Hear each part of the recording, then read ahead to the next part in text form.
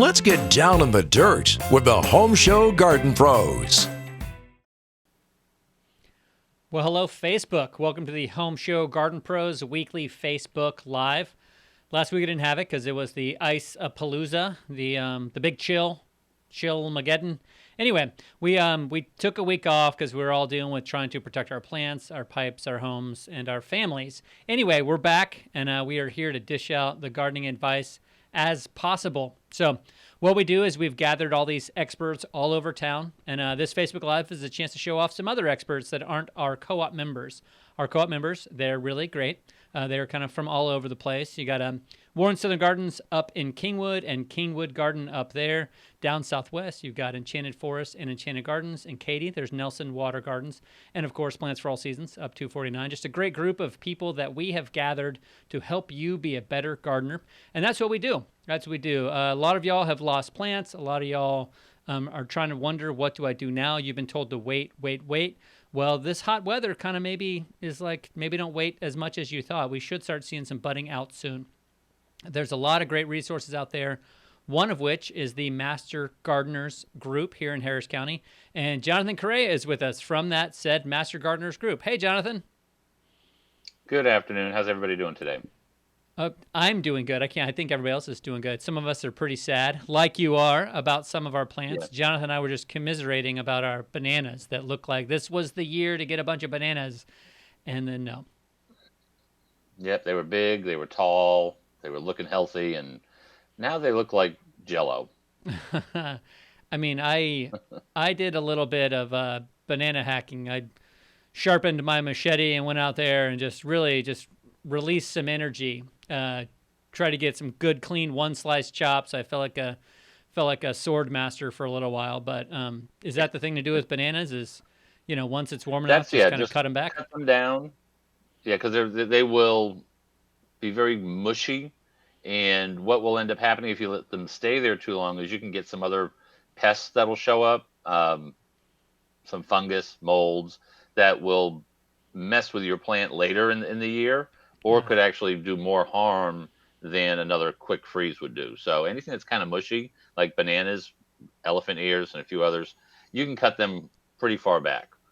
Just clean them up and get rid of everything, or do a little fresh mulching if you need to, and then they'll come back. It will just take another full year before the bananas are ready to fruit again with above freezing temperatures.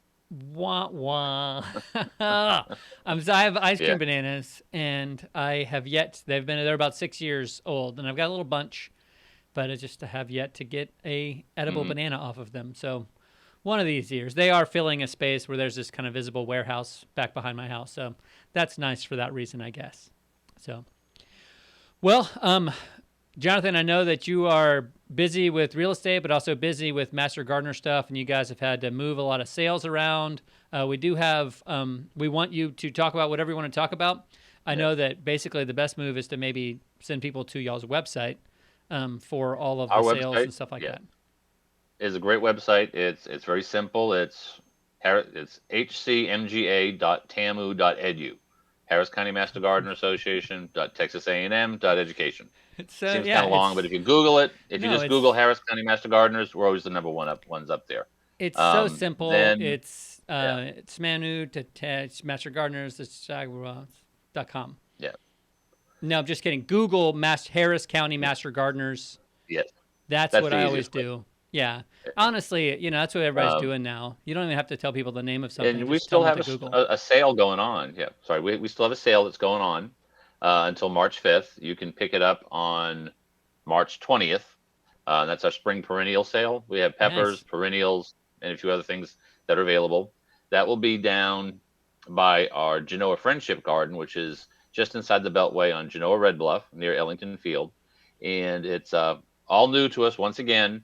Our fruit tree and tomato pickup that was last Saturday got postponed, obviously. It was too darn cold. So, and on top of it, our grower and all couldn't get their trees because they were all in a big greenhouse. So we're doing everything on that weekend. So it'll be a 3-day event. Come see our gardens, come see us, come pick up your plants. We'll take good care of everybody, but we're having some time to retool everything and make sure we do it right. But there's still time to buy more stuff. Yeah, that's a really cool garden down there too. So it is a great kind of, Thank you. time to see a cool space and get some good plants and support a great cause. So Mhm. you guys are doing good work all over the Spitty. Why don't you tell a little bit about what Master Gardeners do here in Harris County? You guys are Well, secret the Master agents, sort of. Gardeners are are a standalone group in Harris County. Every county gets to have one with their AgriLife extension. And in Harris County, we bring relevant horticulture information to the masses of Harris County and surrounding counties also if they want to come visit us. Right. We like to work with seniors, with children, with the public and outreach. Our Ask a Master Gardener website, our social media websites. Our sales in the past were great face to face to actually spend many hours talking to the people in our demonstration gardens. Would invite people to come in, all the time during the week. We've had to change that a little bit the past year, but we'll be back.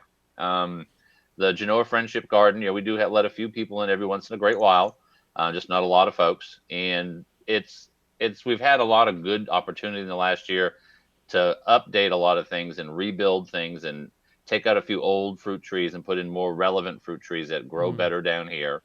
And working on some more trial beds. We used to do the trials out at Bear Creek, but now we're doing them down there at the GFG, we call it, the Genoa Friendship Garden.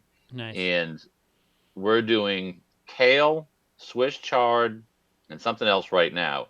And I can tell you, and when you do a trial, you can't do really anything to it. You start them in plugs, you transplant them into this bed, and you pretty much leave them alone. And then we kind of go out there every week and we score them. Does it look pretty? Does it look old? Does it look tired? Is it fresh? Is it red? Is it green? The chard and the kale were not covered, were not extra watered. They look perfect. Oh, wow. So they're going to get good scores on cold hardiness. For sure. Because it was, all the tomatoes that were in our greenhouse, we lost power down there, dead. Yeah. But all the greens, the orange trees, everything looks really good down there. It's a little golden everywhere, light brown and gold colors but it's going to come right back. It will. It does every year when we have something like this. So it's well worth it. So we like to teach the folks. Come visit our website. Come visit our Facebook pages, social pages. You can call you can call. You can email. We have a really good question and answer thing on our website that does a nice job with answering people's questions. Awesome. And you can take photos. You can add photos if you want. Nice. Just not real big, about 3 megabytes or smaller. Okay. So don't get a 'Cause I professional tried to photographer to yeah. take your pictures of your Yeah, don't take a plants. 40 megabyte, Yeah. panoramic view of your yard and go, "What's wrong with my yard?" Here's this 30-minute video about my yard. So one thing I do want to announce is we're here to answer your questions and encourage you guys to put them in comments. I have prepared 4 questions for Jonathan. It's not like a quiz show. I'm not trying to stump him, but he's a knowledgeable guy, so it's kind of great. But we got a question here from Brandon Dalton in the comments there. So I'm going to go ahead and read this real quick. Is there a chance for birds of paradise to recover? I had them covered with a heat lamp, but of course we were without power to run the heat lamp on the night it got to 12 degrees. So how should they be pruned to remove freeze damage or to help recovery? With a bird of paradise, 2 things you can do immediately is you can prune it back a few inches, but don't get all the way back to where the green is. Give it a little bit of room to die off a little more, and give it a nice, healthy, like soil drenching of a nice transplant food or like an ocean combination fish, so that it gets a lot of good nutrients to help stimulate those roots to come back. Because a lot of plants will really actually be very beneficial to do that right now. Yeah, And seaweed is a especially great bird of paradise. Yeah, anything oceany is sort of the way to go. yeah. Pretty much on every single thing. I mean, that's what I'm doing to my citrus. That I love the way you said they're golden. It's golden right now, yeah, because the leaves are going to fall off and they're running out. But I did a lot of scratch testing. Posted one on Instagram and Facebook, and I'm seeing green on some small twigs, so I'm pretty jazzed. So you ready to start answering some of these questions here? Yes. Okay, great. Certainly. Here's the first one about avocados. This is from Nora. Nora asked, well, she kind of has a lead-in question. Who has an avocado tree? Any idea what we should do now that this freezes over? So how do you recover an avocado tree? Yikes. Depending on the species, hopefully it's one that's a little more cold tolerant. Yeah, for sure. Just kind of leave it alone for the next month. Keep an eye on it. You don't need to prune anything. Let the plant's going to tell you what it needs to get rid of. You probably, like with the big avocado we have down at the Genoa Friendship Gardens, we're probably going to have to prune it back about 2 feet all the way around. Okay. So it'll be about 4 foot smaller in diameter when we're done pruning it. Because I was down there the other day and looked at it. The inside looks good. Mm, It's just the outside looks kind of crusty. right. And again, a nice good drench of some good nutrients would help, fresh mulch. And then probably the end of March, early April, when the last chance of a frost is gone, then you can go out there and start pruning. And be thoughtful about the pruning. The basic, make sure you get rid of the crossed branches, the crowded branches, make sure air can flow through and sunlight can come down into it to get those secondary and tertiary branches growing for next year. Because you may not get a good crop this year, but we're already 22. So Yeah, and a great thing about waiting till April is that sometimes you even get some budding that happens, and you can see, maybe a scratch test didn't tell you, honestly, you can see where the new buds are, and that's your sign of what's alive and what's that's a not great alive. sign. Yes. Avocados don't, It's still making. no, Good. yeah. Avocados do not love a pruning, so you want to be aware not cutting too much Right. fresh wood, and I would for sure remember to sanitize between cuts on an avocado. Oh, One of you those always have trees. that bucket of bleach with you, bleach water. See, I love Consan 20 from Monterey. It does the fungi too, which is kind of cool. So, Ah. all right, next question. Here we go. Question number 2 from Julia, my friend Julia. So she says, what to do about tomatoes? Plant some, don't do any tomatoes this year. Julia, no, you still do tomatoes this year. Jonathan, fill us in. Yes, if you can find a tomato, get it and plant it. Our instances, we had 800, 900 4-inch tomato plants Eesh, wow. ready to go, and Hmm. all but 12 died. And lo and behold, the ones that survived were the Siberian king, the golden Siberian king. Well, there you So I guess go. they're living up to their name. They seem to last through most of that cold weather. Well, that sounds like Um, a great fall they're going to tomato, be though. hard to find, but I can imagine any of the growers that have more than just the Houston area are probably taking those tomatoes from further north that aren't quite ready yet and shipping them down here and starting new for Tennessee and Illinois and New England gardens. But you'll still find some because some of the growers that we talked to did okay. Some did not. It just depends on how long they lost power and how actually cold it got while they had no power. But yeah, if you can find a tomato, plant that tomato. It'll be the best tomato you ever had It would be because your certainly neighbors won't have precious. any. Yeah. Sad story for me. I dug up 2 of my tomatoes that I already had planted. They were nice and big. Took them inside. They did great. Brought them back out, and then on the Beefmaster, I broke the stem while I was planting it. It's Oh so gosh. I was so Yeah. sad. I didn't cry, but that's all you guys need to know about that. Exactly.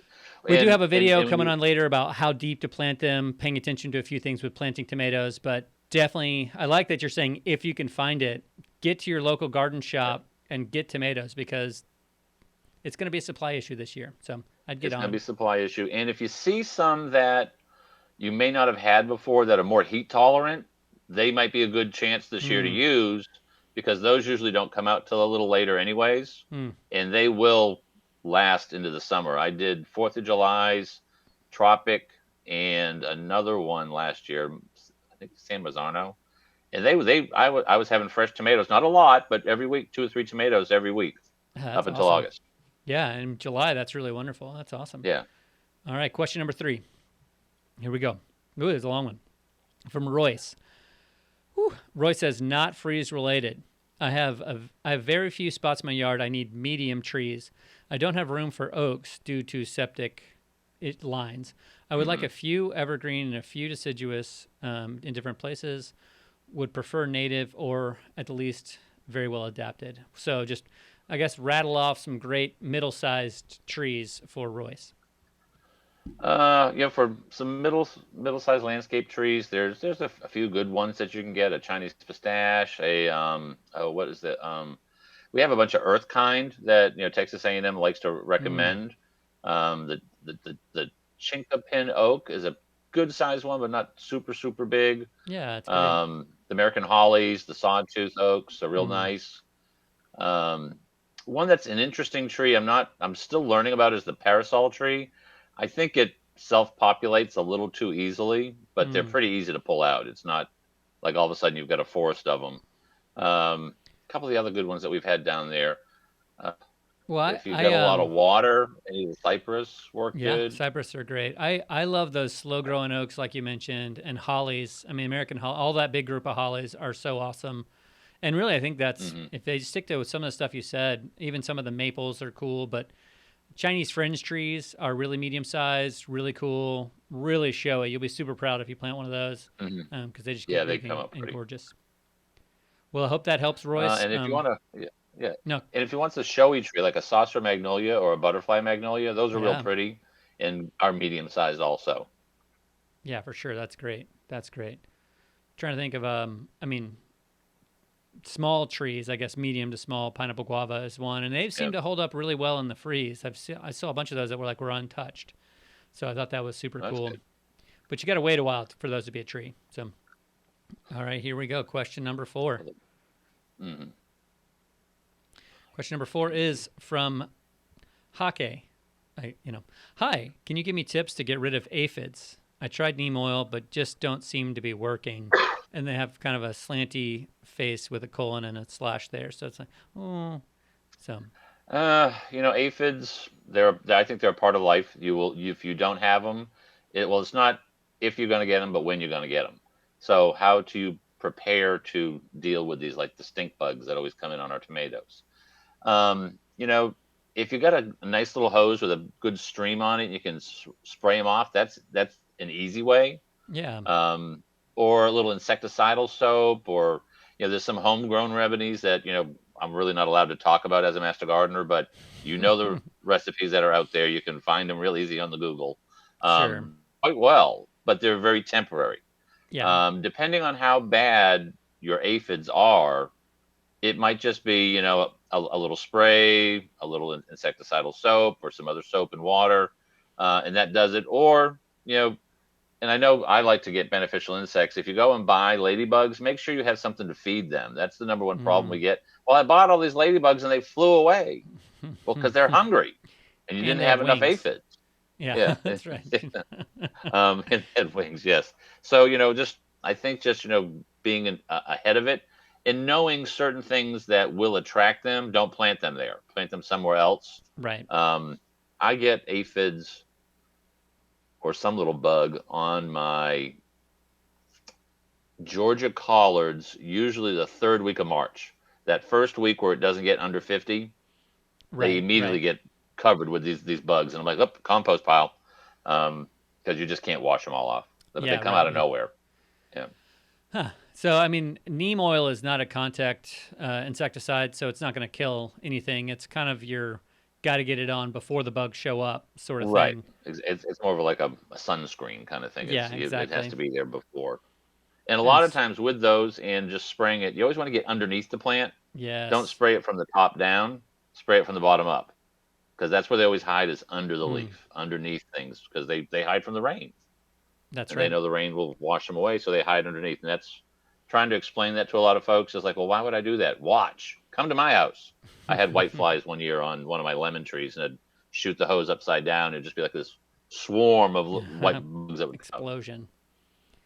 Man, I do know that if you're out there and you are seeing it be a whitefly or aphid or scale on a very repetitive basis year after year, and you're adding compost and trying to help the tree get healthier, but you're still seeing that stuff, something that maybe happened is your tree's just planted too low.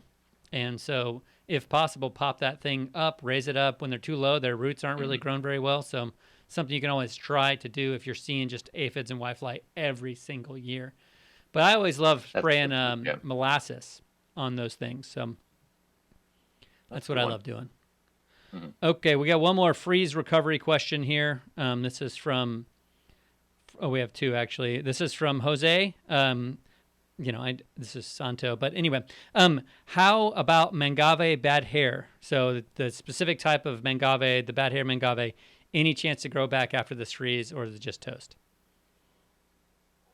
I'm gonna say that one's probably pretty hard to come back from, because Mm, that's a tropical rather than a subtropical. right. That's, yeah. Well, sorry about the bad news there. Tough to Bad cover as hair. much as we can. Yeah, bad hair. Really, really cool plant though.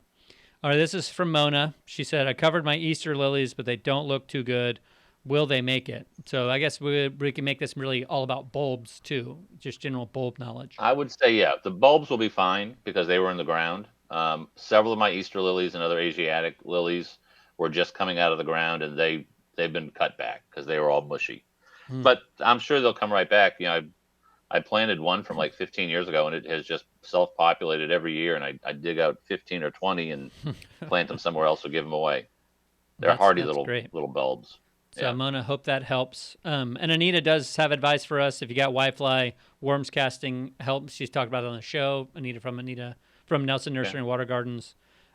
Just down by the root, the base of the plant. So, yeah, great questions, great info. If you got some other questions, put them there in the comments section.